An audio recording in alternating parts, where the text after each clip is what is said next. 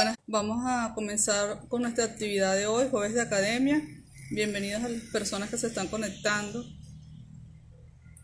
Buenas tardes, gracias por conectarte, bienvenida. Estamos comenzando con nuestros jueves de academia. Hoy vamos a estar conversando con el profesor Julio Molina sobre el sistema eléctrico venezolano y su posible recuperación. Bienvenidos, gracias por conectarse. Vamos a esperar unos segundos que se conecte nuestro invitado. Bienvenidos, ya llegó nuestro invitado, vamos a irlo contactando. Buenas tardes, veo que se están uniendo varias personas. A cada rato llega alguien a la transmisión. Bienvenidos, profe, ¿cómo está? Bienvenido. Buenas tardes. Bien. Déjame. ¿Todo bien? Sí, aquí estoy. Tú me dices cuándo comenzamos. Bueno, excelente, profe. Vamos a esperar unos segunditos que se conecten algunas personas. Mientras tanto, voy dando la información introductoria de Jueves de Academia, que es nuestro espacio semanal en la Escuela de Trabajo Social, donde discutimos diversos temas de la carrera, temas de interés nacional, temas de las ciencias sociales, investigación, etcétera. Y hoy quisimos traerlo para conversar un poco sobre un aspecto que nos interesa mucho, que es el sistema eléctrico nacional, porque bueno, como bien usted conoce, nosotros también nos dedicamos a estudiar y a comprender las condiciones de vida del venezolano. Bienvenidos los profesores que se están conectando ahora, el profesor Luis Crespo, los saluda, la profesora Sara Vera también lo está saludando. Ya tenemos varias personas, entonces bueno, vamos a pasar entonces a dar inicio a la actividad. Quien les habla, Jennifer García, directora de la Escuela de Trabajo Social. Hoy tenemos, ya les decía, un tema muy importante y un invitado especial. Estaremos conversando sobre el sistema eléctrico venezolano y su posible recuperación. Le agradezco mucho al profesor Julio Molina que haya aceptado nuestra invitación. Paso entonces a presentarlo. El profesor Julio Molina es ingeniero eléctrico por la UCB, egresado en el año 1993, magíster en Ingeniería Eléctrica, doctor en Ingeniería Eléctrica por la Universidad Politécnica de Cataluña, España. Es docente e investigador de la Escuela de Ingeniería. Actualmente se desempeña como director de la Escuela de Ingeniería Eléctrica y secretario de la Coordinación de Estudios de Posgrado de la Facultad de Ingeniería UCB. Sus áreas de conocimiento son la operación y control de sistemas eléctricos. Bueno, como podrán notar, tenemos un excelente invitado el día de hoy, experto justamente en la temática que vamos a conversar. Profe, la dinámica es la siguiente. Vamos a tener 25 minutos para que usted nos exponga el tema y luego otros 25 minutos para responder preguntas y comentarios que nos hace nuestro público. Bienvenidos los profesores que se están conectando, egresados y público en general. Entonces, adelante, profe. Bueno, en primer lugar, te doy las gracias, Jennifer. Yo sé que por la invitación a participar de esta conferencia o de este evento que semanalmente estás llevando a cabo en la Escuela de Trabajo Social. Realmente te felicito por esta actividad que la estás llevando a cabo desde hace varias semanas o varios meses, pues creo yo. Y agradezco la invitación, pues, para hablar sobre este tema del sector eléctrico nacional y sus posibles soluciones, que no es una respuesta tan fácil de encontrar, porque el problema eléctrico nacional es un problema que involucra muchos factores, multifactorial, como podríamos indicar. Pero para poder hablar un poco sobre las posibles soluciones del sistema eléctrico nacional, tenemos que primero hacer un contexto de cómo está el sistema eléctrico nacional hoy en día, cómo está compuesto, para que aquellos que nos están escuchando en este momento, que quizás no son expertos en el área, tengan una idea de lo que está pasando y de lo que es nuestro sistema eléctrico y lo que fue en el pasado. A manera de introducción, debo indicar que el sistema eléctrico nacional es un sistema que la electricidad en Venezuela se produce por dos maneras, que es la hidroelectricidad y la parte térmica. Sabemos que en Venezuela el gran foco de generación de energía eléctrica para la parte hidroeléctrica se encuentra en el sur del país, en el estado Bolívar, en el cauce del río Caroní. Ahí tenemos el gran polo de generación de energía hidroeléctrica en Venezuela. que sabemos que son las tres grandes represas hidroeléctricas que tenemos, Guri, Caruache y Macagua, que en su conjunto pues abarcan algo así como unos 16.000 megavatios de potencia, tienen esas tres plantas hidroeléctricas. Y también Venezuela cuenta con un polo de generación hidroeléctrico en la zona andina, aproximadamente unos 1.000 megavatios, que daría una capacidad instalada en el país de unos 16 a 17.000 megavatios de capacidad instalada en potencia hidroeléctrica en toda Venezuela. Y la parte térmica, Venezuela durante muchos años desarrolló muchas plantas térmicas, especialmente en la zona central y en la zona occidental de Venezuela, que en la actualidad la capacidad en Venezuela de producción de energía eléctrica a partir de combustibles fósiles está cerca de unos 18.000 megavatios, es decir que hoy día Venezuela cuenta con una capacidad total de unos 34.000 megavatios de capacidad de generación, de los cuales 16.000 son hidroeléctricos y unos 18.000 térmicos. Claro, esa es la capacidad, como dice uno en el papel, es como la capacidad nominal, teórica, que podríamos generar energía.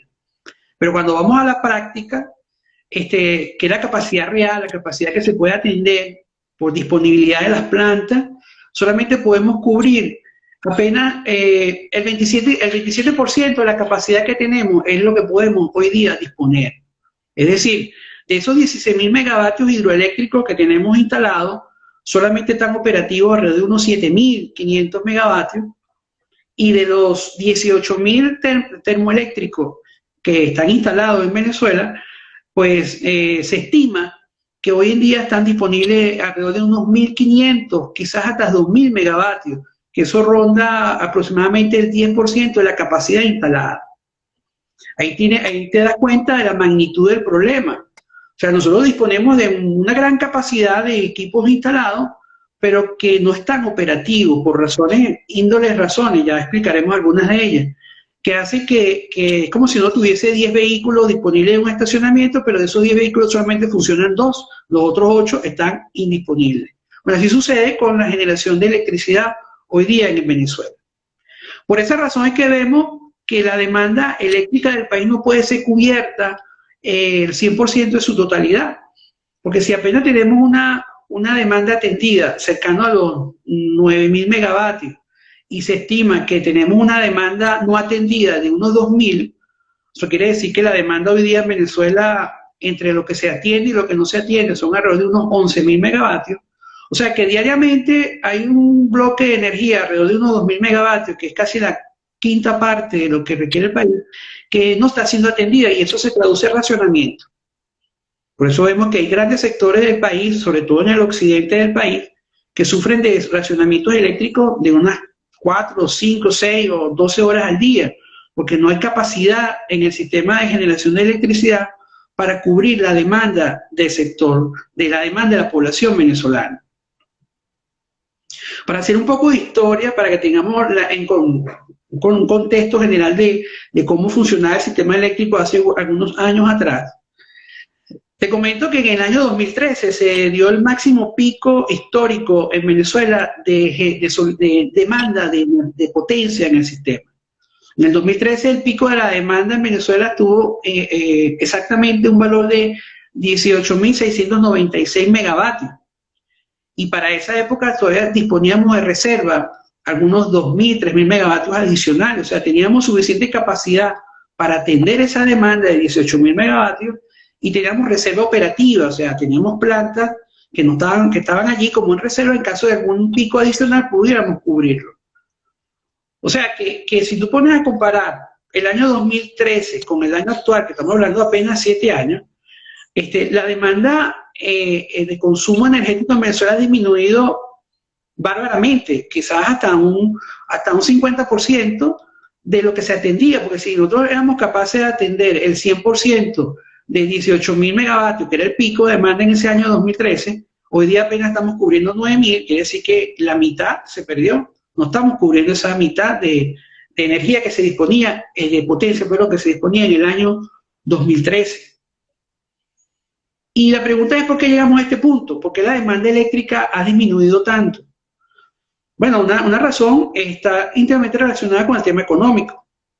O sea, si nosotros vemos cuál es la disminución del Producto Interno Bruto de Venezuela desde el año 2013 a la fecha, Bueno, las estimaciones del Fondo Monetario Internacional 2013-2019 hablan de una disminución del 70% del PIB y las estimaciones de 2020 de la CEPAL indican que la caída del Producto Interno Bruto en Venezuela está alrededor del 20%, 18%. Y si a eso le sumamos que tenemos una migración importante en Venezuela, que según la ACNUR estamos hablando de unos 4.7 millones de venezolanos que ya no están en Venezuela, todo eso indica el porqué, la caída en la demanda, porque el Producto Interno Bruto, si bien es cierto que es un indicador económico, pero está íntimamente relacionado con la demanda energética, porque todo el sector industrial que está asociado a la productividad, si no produce, porque no consume energía. Bueno, no estoy consumiendo energía, no estoy demandando energía, y por lo tanto decrece la demanda. Y si a eso le quita casi 5 millones de venezolanos, 4.7 millones de venezolanos según la ACNUR, que ya no está en el país, es un consumo energético que ha disminuido. Por eso es que la demanda hoy día en Venezuela está cerca de unos 11.000, la demanda total, ¿no?, entre la que se atiende y lo que no se atiende. Por eso es una disminución tan grande en los últimos 7 años. ¿Y cuáles son las razones de por qué la incapacidad del sistema para poder atender la demanda? Bueno, fundamentalmente en Venezuela la generación de energía eléctrica, como te dije al principio, está fundamentada en hidroelectricidad y termoelectricidad. La termoelectricidad, para producir energía con termoelectricidad se requiere fundamentalmente combustibles fósiles, como puede ser el gas o combustibles líquidos como el gasoil. Y el gas en Venezuela, 3/4 partes del gas que se genera en Venezuela está ligada a la producción petrolera. Hay 1/4 parte del gas que se obtiene en Venezuela a partir de yacimientos solamente de gas natural, pero la 3/4 parte de la producción de gas natural en Venezuela está asociada con la extracción del petróleo. O sea, es un gas que viene asociado con la extracción petrolera. Si tú analizas que Venezuela en el año 2013, para usar como año de referencia 2013, producía 2.300.000 barriles de petróleo al día, y este año estamos por debajo, según estimaciones de la OPEP, de unos 500.000 barriles diarios de petróleo, quizás por debajo. Entonces ahí tienes una idea de la cantidad de gas natural que no estamos aprovechando, que no estamos extrayendo y que no disponemos para la producción de la energía eléctrica. Esa indisponibilidad de gas natural atenta contra la generación. Y un ejemplo de lo que está pasando, por ejemplo, ahorita en el estado Zulia, con la instalación, en el estado Zulia hay una planta termoeléctrica llamada Termozulia. Esa planta, a principios de este año, se hicieron unas inversiones allí, se instalaron alrededor de unos 600, se recuperaron 2 turbinas de 300 megavatios, o sea, unos 600 megavatios de capacidad en esa planta. Pero, ¿qué sucede? Esta semana nos encontramos con la sorpresa de que se anuncian nuevos recortes en el estado Zulia, un plan de racionamiento severo de 6 horas diarias en diferentes sectores del estado, indicando de que no están disponibles esos megavatios. ¿Y por qué? No creo que haya sido porque las plantas hayan fallado, y de hecho no hay ningún reporte que indique eso. Eso está íntimamente relacionado con la poca disponibilidad de gas natural que hay en Venezuela, que es un combustible primario para la producción de energía eléctrica. Entonces ahí está viendo ya está viendo una arista de por dónde va la posible solución a este problema, porque no basta con instalar nuevas plantas, con recuperar plantas térmicas, que eso es necesario, invertir en recuperar las plantas térmicas e incluso hasta construir unas nuevas, pero si no contamos con el recurso primario, que es gas natural, pues no hacemos nada. No hacemos nada. No podríamos tener un vehículo nuevo en la casa, pero si no tenemos caucho no lo podemos rodar.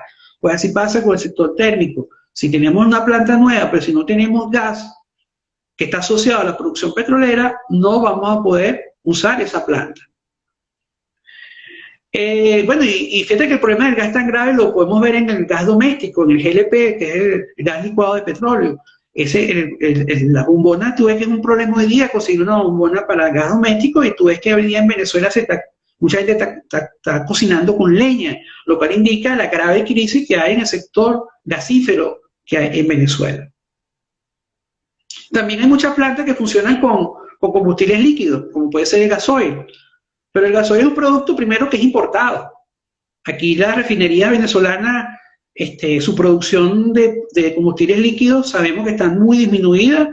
Vivimos la crisis de la gasolina recientemente, Y así como está la crisis de la gasolina, también hay un problema de déficit grande de producción de gasoil, y se ha cubierto en los últimos años la generación térmica se ha cubierto con combustibles importados, con gasoil importado, cosa que hoy día no nos podemos dar el lujo porque, bueno, sabemos el costo que implica importar gasoil y la indisponibilidad de recursos que tiene el Estado venezolano para importar esos productos. Entonces, ahí tenemos un problema. No tenemos suficiente gasoil para poner a funcionar las plantas térmicas. Otra, o para que tengan una idea de la necesidad que tenemos de la disponibilidad de combustibles primarios, yo tengo aquí unos datos interesantes comparar. Fíjate, para nosotros producir 100 megavatios de energía con una planta térmica necesitamos algo así como unos 30 millones de pies cúbicos de gas diario, que eso equivale a unas 20 gandolas de diésel de 38.000 litros cada uno. Entonces, si nosotros ponemos a funcionar una planta térmica de 300 megavatios, como puede ser Termochulia, pues necesitamos 120 gandolas diarias de diésel para que esa planta funcione a plenitud, o un equivalente a 180 millones de pies cúbicos de gas diario. Eso equivale a la tercera parte del gas disponible para el sector eléctrico que hay en Venezuela. Entonces ahí vemos la magnitud del problema que tenemos, porque por eso es que vemos los grandes bloques de racionamiento eléctrico que se notan muchísimo en la región occidental, en la costa occidental del estado Zulia. Bueno, y si a eso le podemos sumar otros factores adicionales como el abandono de los planes de mantenimiento. En este sentido, abandono de planes de mantenimiento, bueno, hay muchos casos en Venezuela de plantas térmicas que son de construcción reciente, pero por falta de mantenimiento, pues han fallado. Y un ejemplo muy notorio es el caso de la unidad número 6 de Planta Centro, que se instaló en el año 2016, fíjate, menos de hace 4 años se instaló esa planta, una planta térmica a gas de 600 megavatios, se instaló con tecnología china, y esa planta cuando empezó a trabajar nunca llegó a superar los 300 megavatios por razones aparentemente de diseño, impedían su llegada a la cuota máxima de producción, que eran 600, pero lo lamentable de todo este asunto es que hoy día esa planta está parada, no produce 0 megavatios. ¿Por qué? Por un incendio que ocurrió en la planta a final del año pasado, destruyó una tercera parte de esa planta, y todo indica que ese incendio se produjo por una falla de mantenimiento en la unidad. Entonces, el abandono de los planes de mantenimiento ha hecho que gran parte del parque térmico venezolano esté hoy día destruido, ¿no? Sin funcionar. Y eso es parte del problema que tenemos. Bueno, y cosas como decisiones gerenciales erradas, improvisadas y sesgadas también han generado esta grave crisis. Y un aspecto que quiero nombrar ahorita, porque ya se me está pasando algo el tiempo, es lo relacionado con la desprofesionalización del sector eléctrico y la politización de la empresa pública Corpoelec. Lamentablemente en Venezuela el sector eléctrico ha tenido una diáspora grandísima de profesional y personal capacitado. Se estima que unas 3/4 partes de ese personal, algo así como unas 18.000 personas han abandonado el sector eléctrico, personas con mucho conocimiento y experiencia. Toda la gerencia media, ingeniería media que había en estas empresas se han ido, no están. Y la que está ahorita en la empresa pública, hay muchos profesionales muy capacitados que están allí, personal técnico muy bueno, pero quizás muy desmotivados, debido pues a los salarios que son muy bajos, a la escasez de recursos. Por ejemplo, yo he tenido la experiencia de trabajar con algunas escuadrillas de Corpoelec en la resolución de algunos problemas recientemente en la casa del profesor. Ahí estuvimos atendiendo una falla y realmente la mística de estos obreros es muy buena, son gente excelente, con muchas ganas de resolver problemas, pero con falta de materiales y herramientas. ¿Cómo haces tú para resolver un problema si no tienes? Entonces prácticamente trabajan con las uñas y atendiendo este tipo de problemitas a nivel de distribución. Imagínate cuando estamos hablando ya del sistema de generación y transmisión a nivel nacional. Ahora vamos a responder la pregunta, ¿qué podemos hacer para mejorar? Porque ese es el objetivo de lo que yo simplemente he hablado aquí de un panorama en la situación que tenemos hoy día.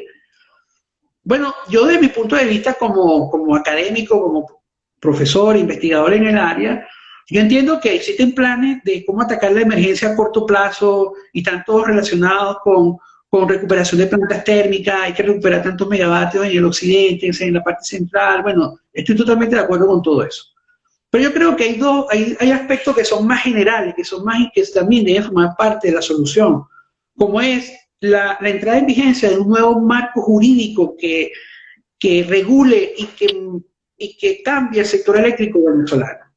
Lamentablemente el sector eléctrico venezolano se centralizó cuando se nacionalizó toda la empresa en la industria nacional del sector eléctrico como tal, la industria de suministro eléctrico se fue centralizada en Corporet. Pues este esquema vertical y monopólico ha conducido a este sistema tan ineficiente que tenemos hoy en día.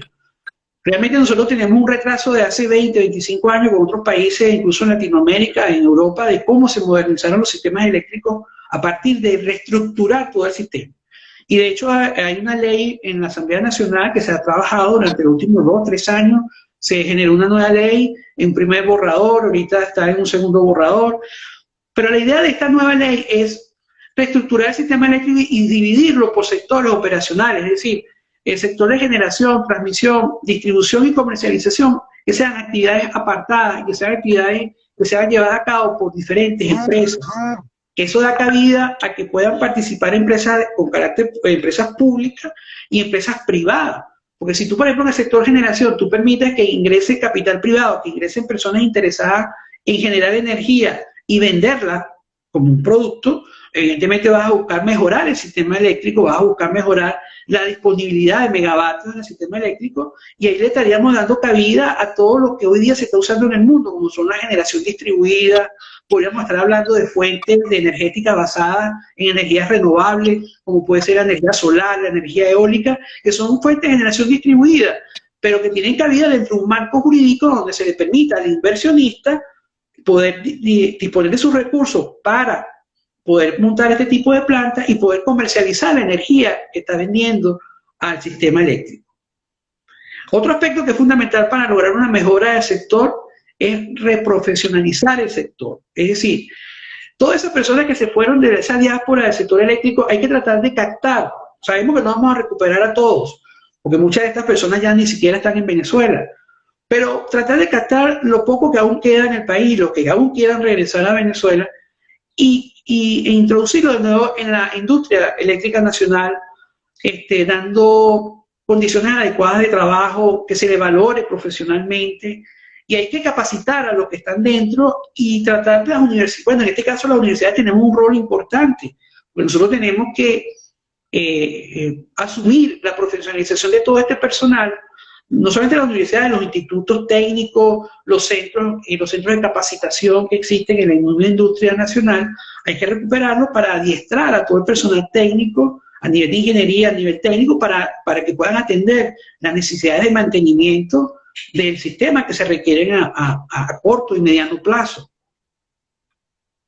Y otro aspecto fundamental para la recuperación del sector eléctrico venezolano es la recuperación de la industria petrolera. Son dos sectores que están agarrados de la mano.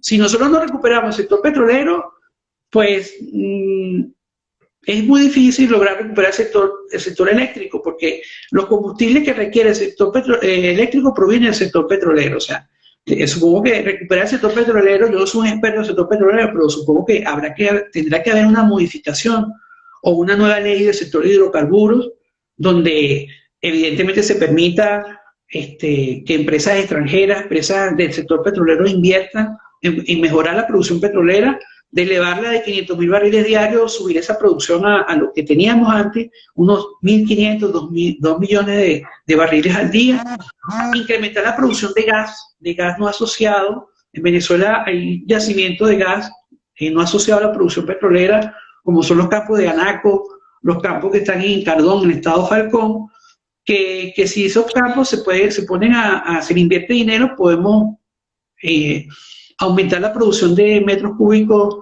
de gas. Por ejemplo, en caso de Anaco se habla de unos 800 millones de pies cúbicos diarios que puede incrementarse la producción. Igualmente el campo Cardón 4, que está a costa afuera en el estado Falcón, puede incrementarse unos 400 millones más de pies cúbicos de gas.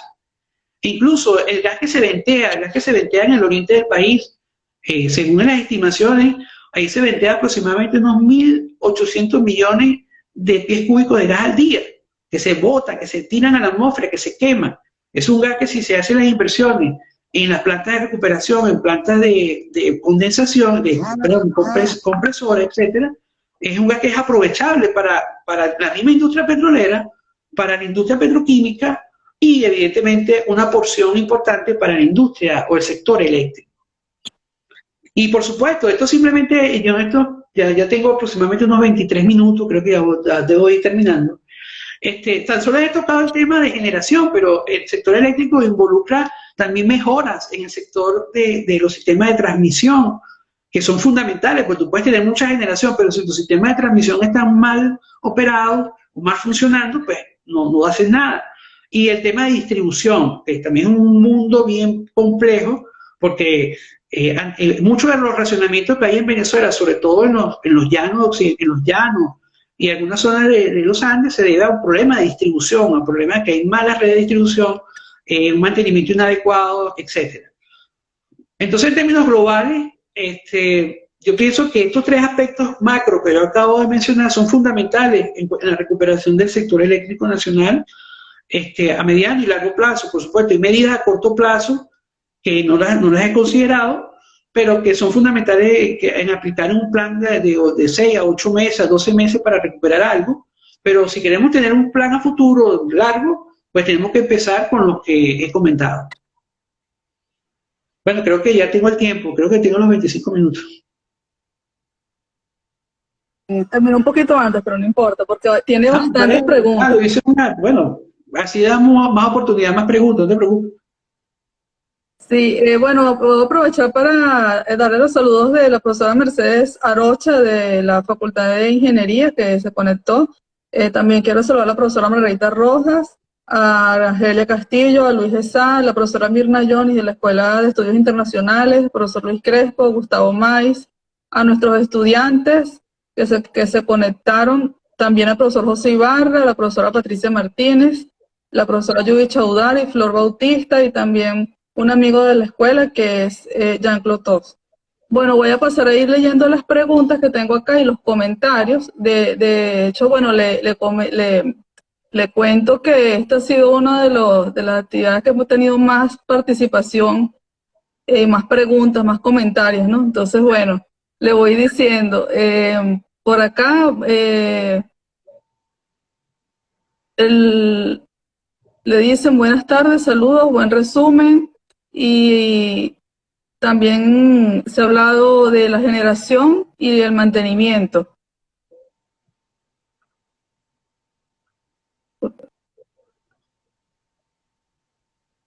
Comentan, parece que todo esto implica que se requiere un cambio de timón.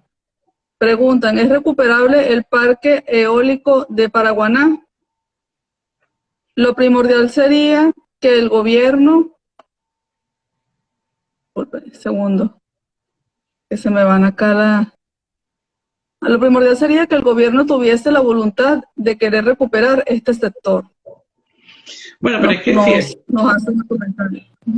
Fíjate, adelante, el parque eólico de Paraguaná. El parque eólico de Paraguaná es un parque de 100 megavatios instalado, que lamentablemente ese parque, la información que tengo hoy en día es que ese parque está prácticamente desmantelado, ha sido vandalizado, y ahí prácticamente se han robado todo lo que se han podido llevar. Se han llevado conductores, se han llevado transformadores.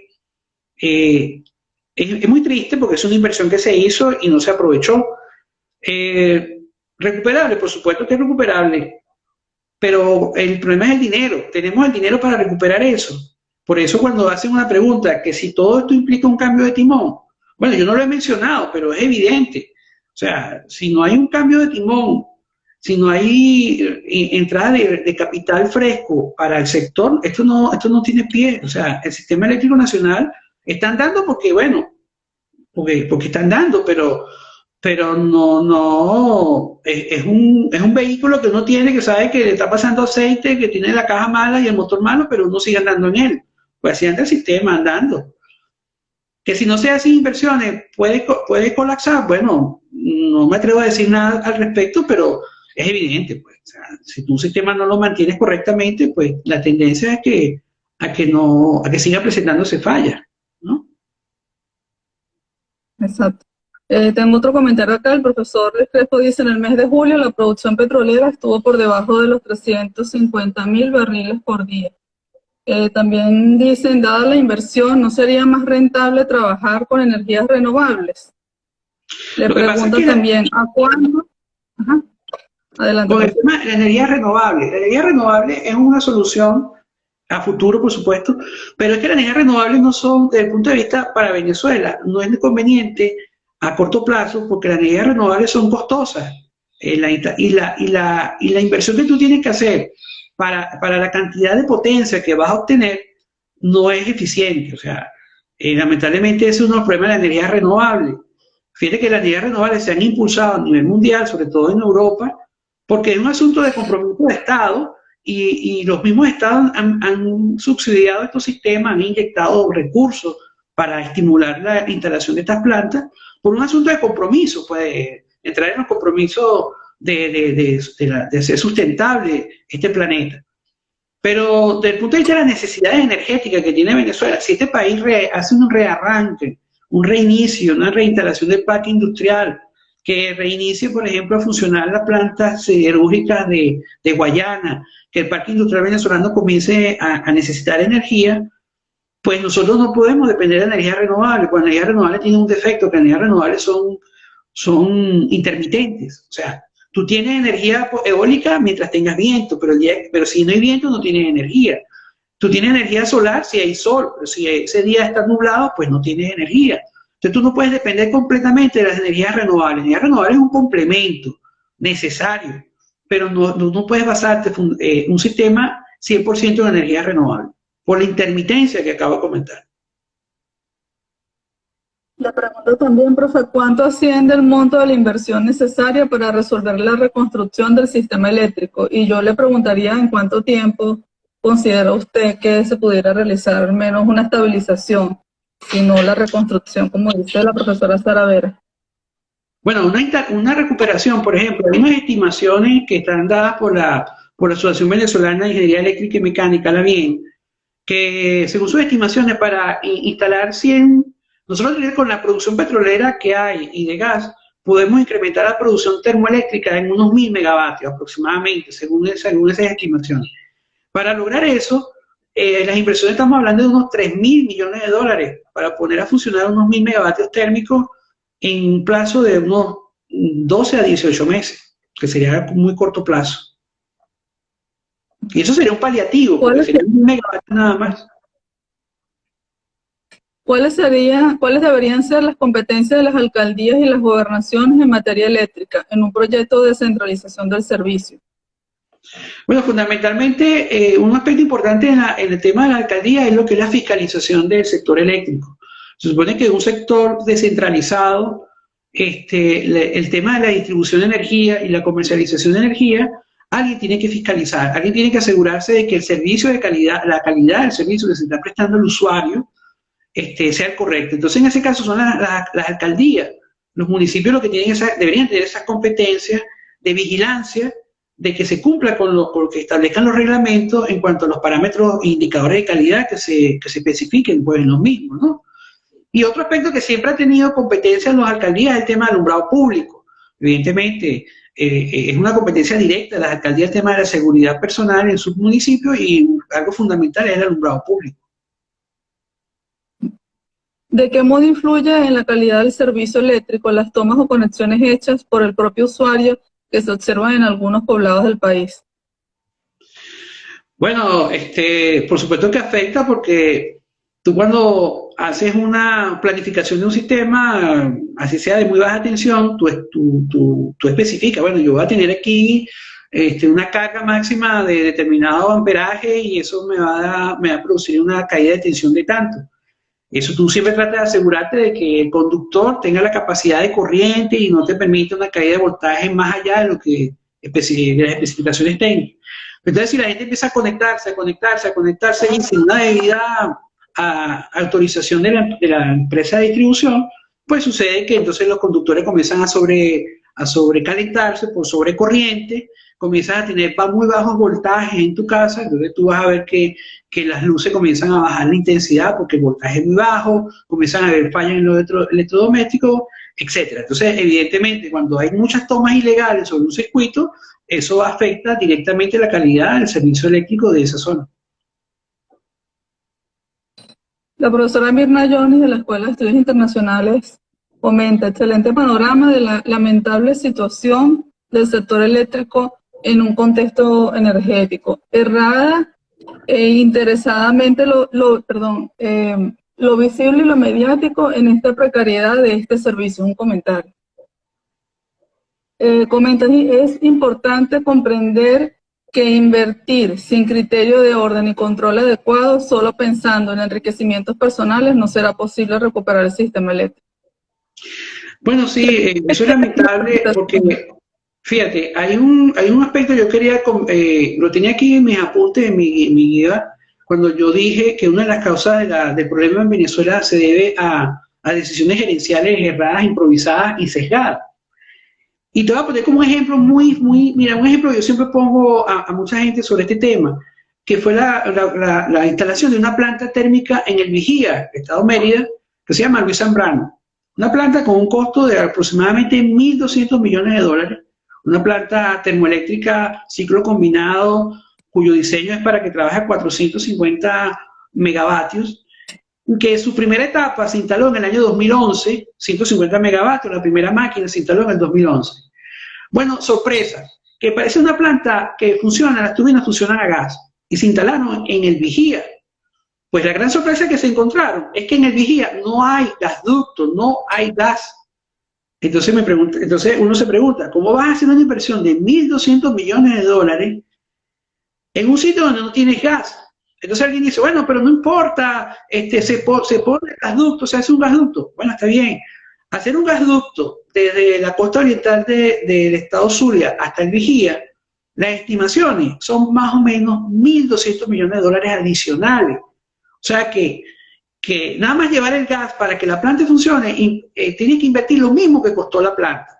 Dime tú si eso no fue una decisión gerencial no planificada, errada totalmente, sin un criterio para hacer esa inversión en ese sitio, porque tú me dices, bueno, pues esa planta puede funcionar a gasoil, sí, es verdad, pero para que una planta de 150 megavatios trabaje a gasoil diariamente, bueno, yo tenía por aquí ese número anotado, pero como que no lo consigo en este momento, requiere, ¿cuánto dijimos? Que para 100 megavatios requieren unas 20 gandolas, para 150 requieres 30 gandolas diarias de diésel para funcionar. Y quien conoce el estado Mérida sabe la calidad de las carreteras que hay allí, lo complicado que sería mover 30 gandolas diarias de gasoil para esa planta para que trabajase. ¿Cuál es el resumen total? Que esa planta prácticamente ha operado de forma muy...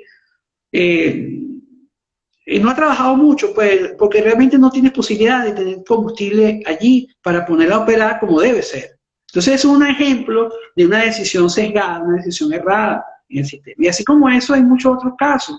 El ejemplo de planta Sidor, en Sidor pasó lo mismo. Una planta de 300 megavatios se instaló en patio Sidor porque, bueno, se consideró que ahí sí hay gas, y es verdad, y hay un gas. Hay un gasducto que viene de Anaco, que llega al patio de Sidor.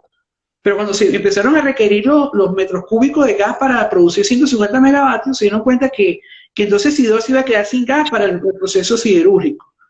Bueno, en este momento Sidor está detenido, no está produciendo nada. Entonces, claro, ese gas se está aprovechando en producir 150 megavatios allí. Pero si por alguna razón Sidor comenzase a trabajar a futuro, esa planta no tendría gas. Entonces habría que incrementar la producción de gas y por ese gaducto, lo cual implicaba grandes inversiones en Anaco para lograr eso. ¿Y qué pasó con los otros 150? Pues se compraron 300. Bueno, los otros 150 nunca se instalaron. Agarraron esas cajas y se llevaron esos sitios para otro lugar de Venezuela a instalarlos porque dieron cuenta que ahí no podían ir 300 megavatios. Entonces, esos son simplemente dos ejemplos de muchos otros de cómo se invirtieron aquí muchos recursos de forma inadecuada. ¿Qué papel tiene la modernización del CEN? ¿En qué componentes? Saludos, Moronta le manda saludos desde la Escuela de Ingeniería. eléctrica UCB. ¿Qué iniciativas han podido desarrollar en las áreas de renovables y nuevas tecnologías en la escuela? Yo lo comenté al principio, para que las áreas renovables y nuevas tecnologías tengan cabida en el sector eléctrico venezolano, es fundamental la reestructuración y la separación de áreas. O sea, es decir, que el tema de generación sea un área que sea comercialmente explotable, de tal forma que si tú vas a instalar plantas renovables en el país, como utilizando los conceptos de generación distribuida, pues existe la posibilidad del retorno de la inversión de esa planta. Y digo esto porque en el contexto actual, en el modelo actual que tenemos, el sector, la industria eléctrica nacional, la empresa pública nacional, Corpoelec, no tiene los recursos. Y esto no tiene nada que ver con asuntos políticos, ni que yo estoy de un lado o del otro lado. Es un asunto, no hay dinero, no hay que engañarse, no hay dinero. Y si no hay dinero, ¿cómo hace? Tienen que buscar la manera de obtener ese dinero de algún lado, y para eso tienen entonces que abrir el sistema. Una solución es eso, permitir que entre capitales privados y que ese capital privado va a buscar una rentabilidad mínima, aunque sea una rentabilidad de su inversión, y es la única manera que yo veo cabida en Venezuela de la incorporación de grandes bloques de energía de forma distribuida de energía renovable. Aquí hacen un comentario, dice: la inclusión de recursos privados y la descentralización del sector van a ser las bases para una mejora real y sostenible en el tiempo. Le vuelven a preguntar sobre las energías alternativas, ya usted lo ha respondido. Adelante, profe. Bueno, es que lo que yo dije hace unos minutos atrás, nosotros tenemos un retraso de aproximadamente unos 20 años en cuanto a la modernización del sector eléctrico. Aquí en el año 99, año 2000, se promulgó la primera ley del sector eléctrico, se promulgó fue en ese año, porque Venezuela hasta el año 99-2000, todo el sector eléctrico funcionaba, pero no había un marco jurídico que regulara todo este sistema. Fue en ese año que se promulgó esa nueva ley, y en esa ley estaba prevista eso, la modernización del sector, la separación de áreas de competencia operativas del sector, y esa era como decir, la tendencia de esa época, y muchos países latinoamericanos se fueron por esa vía. Hoy, cuando vemos 20 años después, vemos cómo países como Uruguay, por ejemplo, tiene un sector eléctrico que funciona muy bien, y gracias a la implementación de un sistema donde está separadas las áreas, o sea, no es un sistema vertical, no es un sistema monopólico. Colombia también tiene un sistema eléctrico bastante eficiente. Muchos países en Latinoamérica funcionan así, igual que en Europa. Entonces, realmente estos modelos centralizadores, monopólicos, son muy pocos los casos, y Venezuela es uno, pues, y lamentablemente a nosotros nos tocó la parte ineficiente, ¿no? Porque hay países donde funciona un sistema monopólico, como el caso francés. El caso francés es un ejemplo de una empresa pública monopólica, pero es muy eficiente, ¿verdad? Y aquí en Venezuela nosotros tuvimos empresas públicas que fueron excelentes, como con la época pasada. Quienes conocemos el sector eléctrico nos recordamos de Delta, que era una empresa pública, pero era una empresa excelente, con unos criterios gerenciales excelentes, y funcionaba muy bien. Cuando se centralizó todo el sistema venezolano, bueno, lo ideal hubiese sido que todos nos hubiésemos apegado al sector, a agarrar la cultura de Delta y tener un sector eléctrico muy bien. Pero lamentablemente nos fuimos al otro lado, a las empresas que funcionaban mal, que eran ineficientes, y bueno, y convertimos una empresa que era muy eficiente a una empresa ineficiente, porque se convirtió en un gran monstruo, que es lo que es Corpoelec.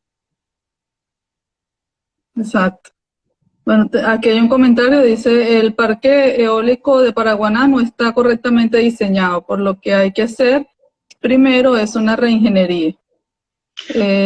Leo lo saluda de parte del profesor Oropesa desde Nigeria, profe, imagínense, conectados desde Nigeria, para escucharlo. Vamos a ver. Bueno, el tema técnico del parque eólico de Paraguaná realmente desconozco. Yo no conozco la parte técnica de ese parque. No sé cómo fue diseñado. Yo sí entiendo que son 100 megavatios y son un determinado tipo de turbinas. Yo sé más o menos qué tipo de turbina estamos hablando. Pero si hay problemas de diseño, pues habrá que rediseñar y acomodar eso. Igualmente el parque eólico de La Guajira, y hay un eólico interesantísimo, porque Venezuela, a pesar de que estamos en Venezuela, tiene una zona intertropical, que hace que la energía eólica no es factible en todo el territorio nacional. Nosotros tenemos áreas muy definidas ya, donde tenemos realmente en La Guajira, en zona de Paraguaná y alguna zona de la isla de Margarita, pero el resto del país no tiene potenciales eólicos importantes. Entonces, en Venezuela están fundamentalmente pensados en esa zona, la península de Paraguaná y La Guajira, ¿no? El problema de La Guajira es el tema de la frontera, el tema de seguridad que hay allí, que eso es otro problema, un problema que no es técnico, que tendría que buscarse resolver el problema de seguridad en esa zona para poder desarrollar el potencial.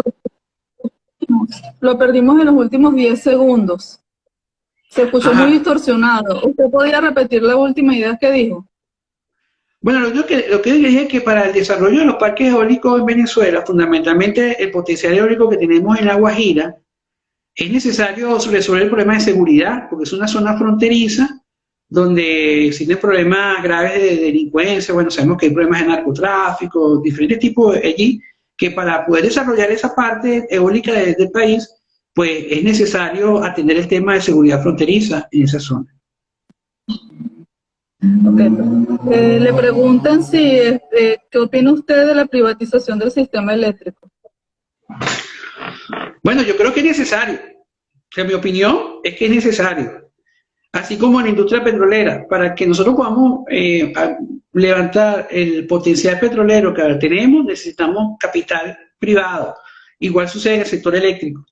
Para que nosotros podamos recuperar este sector, necesitamos la incorporación de capital privado, y lo cual significa que la empresa pública debe desaparecer. No, hay sectores. Por la particularidad de Venezuela, es necesario que el sector público participe, porque nosotros tenemos un gran polo de generación hidroeléctrica, lo acabo de mencionar hace pocos minutos, al principio de la charla. Son 16.000 megavatios de capacidad hidroeléctrica que tenemos en el Bajo Caroní, y si llegamos a construir algún día la empresa Tocoma, se incorporarían 2.000 megavatios más a ese sistema hidroeléctrico. Es evidente que ese es un sistema que tiene que ser manejado por una empresa pública, no por una empresa privada. Igualmente el sistema de transmisión, el sistema de 765, el troncal de 765, 400 kilovoltios, probablemente eso va a tener que ser manejado por una empresa pública, como sucede en muchas redes, en muchos sistemas eléctricos en Latinoamérica, que es parte del sistema que lo manejan empresas públicas. Pero hay parte del sistema que sí tienen que ser privados, la que es la distribución, la comercialización, la generación térmica de pequeños generadores y medianos generadores. Ahí tiene que haber competencia y tiene que haber inversión privada, ¿no? Por supuesto, tiene que haber un regulador de todo este sistema, que normalmente lo asume también la parte pública, lo que es la parte regulatoria de todo este mercado. Le preguntan, ¿en qué quedó el proyecto de energía geotérmica? Mira, Venezuela no es un país geotérmicamente interesante. O sea, Venezuela realmente no tiene yacimientos importantes geotérmicos como para... Y realmente el potencial es muy pequeño. Básicamente serían pequeñas plantas más con carácter académico, investigación, etcétera, que para hacer una explotación real de energía. Fundamentalmente Venezuela tiene ese problema. Venezuela tiene, en cuanto a energía eólica, ya comenté que el potencial está en zonas muy particulares. Venezuela está en una zona intertropical, o sea, en una zona donde los vientos se anulan, porque estamos en una zona donde es muy cerca del Ecuador, donde los vientos se anulan entre ellos, los del hemisferio norte con el hemisferio sur. Y tenemos un potencial solar, por supuesto, estamos en una zona ecuatorial, ahí los paneles solares funcionarían. Tenemos un problema también pero los paneles solares, cuando tenemos muy altas temperaturas, no son muy eficientes. O sea, el panel solar es muy eficiente cuando tiene temperaturas relativamente bajas. Y nosotros tenemos altas temperaturas en muchas zonas del país. Pero tenemos mucho brillo solar, entonces quiere decir que la generación eléctrica con paneles solares es factible en Venezuela para ciertas aplicaciones, porque sigue siendo una tecnología muy costosa. Aparte que, bueno, ha bajado mucho el costo de generación por energía solar en los últimos 10 años, más de la mitad del costo ha bajado, y eso hace que cada día sea más factible, ¿no?, su utilización. Pero tiene que haber un mercado donde alguien invierta dinero en eso y pueda esperar recibir en contraprestación una buena tarifa y poder recuperar la inversión que implica un sistema solar. Le voy a leer, profe, las últimas preguntas, dado el tiempo. Ya estamos acercándonos a la hora, como ustedes conoce, Instagram Live permite 1 hora de transmisión, entonces ya serían las últimas preguntas por esta actividad. Le consultan en qué situación está el Uribante Caparo. Bueno, la información que tengo es que esa zona del estado de Venezuela, que son aproximadamente ahí más o menos unos 1000 megavatios de capacidad instalada, hoy día no está trabajando no, casi el 10% de la capacidad, o sea, unos 100 megavatios, cuando mucho, se está produciendo en esa zona del país. Por ejemplo, se supone que Planta Páez, que serían unos 150 megavatios quizás, y La Vueltosa, pero de resto, ese sistema, por problemas de falta de mantenimiento y quizás también por falta de agua en la zona, no se está generando mucha energía eléctrica y por eso se debe a los grandes déficits energéticos que hay en el occidente, en la zona de los Andes. Mucho problema de racionamiento se debe a ese problema que tenemos con el sistema Uribante-Caparo, bueno, las plantas termoeléctricas de las aguas que salen de allí de los Andes, ¿no?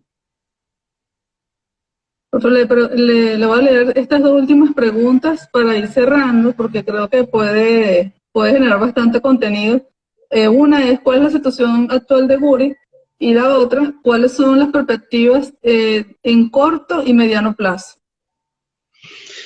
Bueno, la información que yo tengo de Guri es que Guri está operativa casi de las 10 grandes máquinas, de Casa de Máquinas 2, aproximadamente 7 máquinas están operativas. El problema de Guri no es un problema de capacidad de generación, el problema de Guri es un problema de capacidad de transmisión. Recuerden que el año pasado, cuando ocurrieron los apagones en Venezuela, el segundo motivo, o el segundo apagón grande que hubo se debió a una falla de unos autotransformadores que conectan el patio de Guri, de la Casa de Máquinas 2 con Casa de Máquinas 1. Esos son unos autotransformadores que son 3 autotransformadores de 4500 megavatios, algo sumamente grande. Esos transformadores fallaron. Cuando eso falló, pues eso produjo todo el problema del segundo apagón y los problemas derivados posteriores de los problemas de incapacidad de transmitir bloques de potencia grande de esa zona.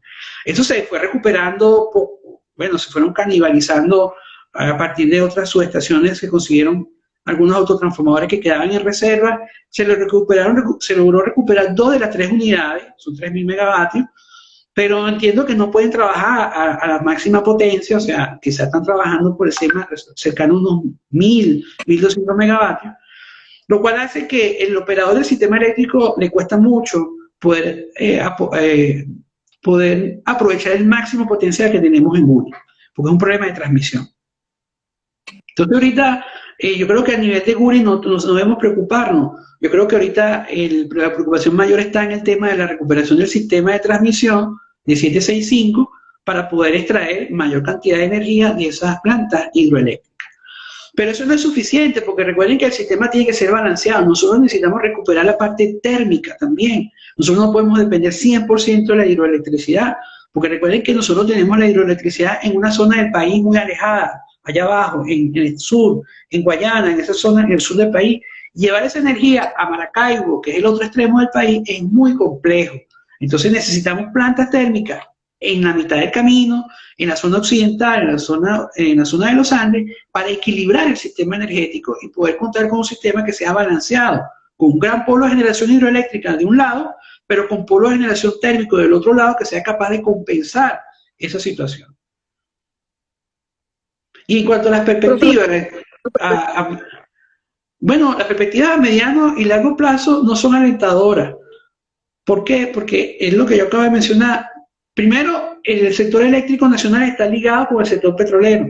Si el sector petrolero no rearranca, no reinicia, no aumenta su producción, nosotros no vamos a disponer de combustibles ni gasíferos ni combustibles líquidos como es el diésel para poder producir electricidad. Eso es algo fundamental. Y lo otro, que necesitamos grandes inversiones en dinero para la recuperación de las plantas térmicas que están aún medio operativas, que se puedan recuperar. Y para eso, pues, ¿de dónde va a ser el dinero? Yo no lo veo a corto plazo, por eso no veo unas perspectivas muy alentadoras a mediano plazo ni largo plazo. a menos que, por supuesto, haya un cambio de modelo en Venezuela. Modelo político me refiero. En un minuto y medio, si me puede dar una opinión sobre esos esfuerzos que hacen las comunidades en comprar plantas eléctricas y prácticamente se está privatizando el servicio, ¿no? Las comunidades parece que están haciendo cargo de su propio servicio y eso realmente es terrible porque no todos tienen la capacidad económica para eso. Entonces, si usted pudiera dar algún comentario en los 2 minutos que nos quedan para ya despedirnos, por favor.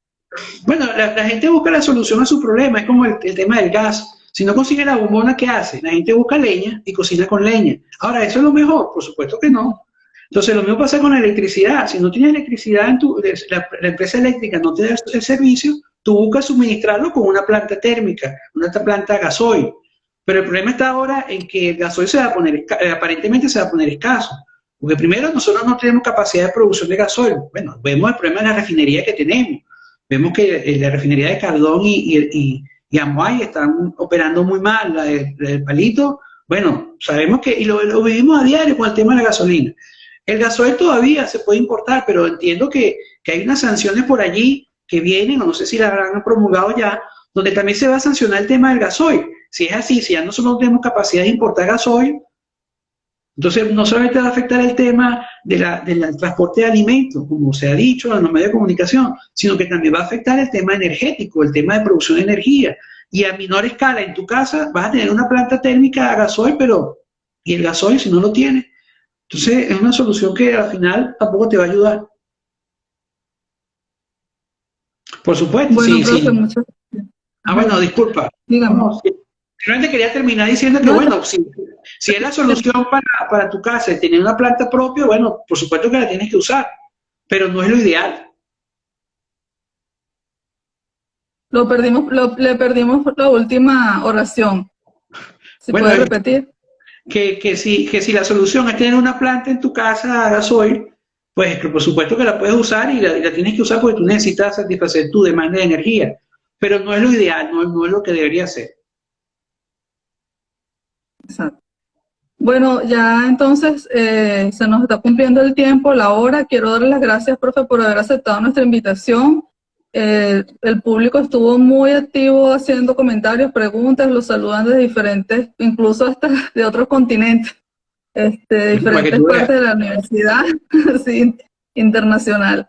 Y bueno, realmente un tema que nos toca a todos, profe, un tema fundamental y que de él depende el desarrollo del país y mantener nuestras actividades. Claro, sí, un tema, porque es como nosotros vivimos la necesidad de la electricidad el año pasado cuando tuvimos el apagón. Ahí nos dimos cuenta de lo fundamental que es este servicio. Por eso que, como se dice, la electricidad es el servicio de los servicios, porque sin electricidad no existen los demás servicios. Si no tienes electricidad no tienes metro, si no tienes electricidad no tienes suministro de gasolina, si no tienes electricidad no tienes telecomunicaciones, se acabó, no tienes manera de comunicarte, no tienes datos, no tienes internet. O sea que el servicio eléctrico es la base de los demás servicios. Incluso el agua. Incluso el agua, bueno, claro, es el agua, si no hay electricidad no hay agua en Caracas, entonces imagínate, más todavía. Bueno, entonces ahora sí nos despedimos, profe. Les doy las gracias a todas las personas que se conectaron. Los invito a seguirnos por nuestras redes sociales, Trabajo Social TK. Dentro de un rato vamos a estar tuiteando las ideas más resaltantes de esta conferencia. Y bueno, nos despedimos hasta el próximo jueves. Gracias y un abrazo, profe. Bueno, gracias por la invitación. Estamos a la orden ahí en la escuela. ¿Okay? Y saludo a todos los que me saludaron. Los que están, mis amigos que están por allí. Con gusto, gracias.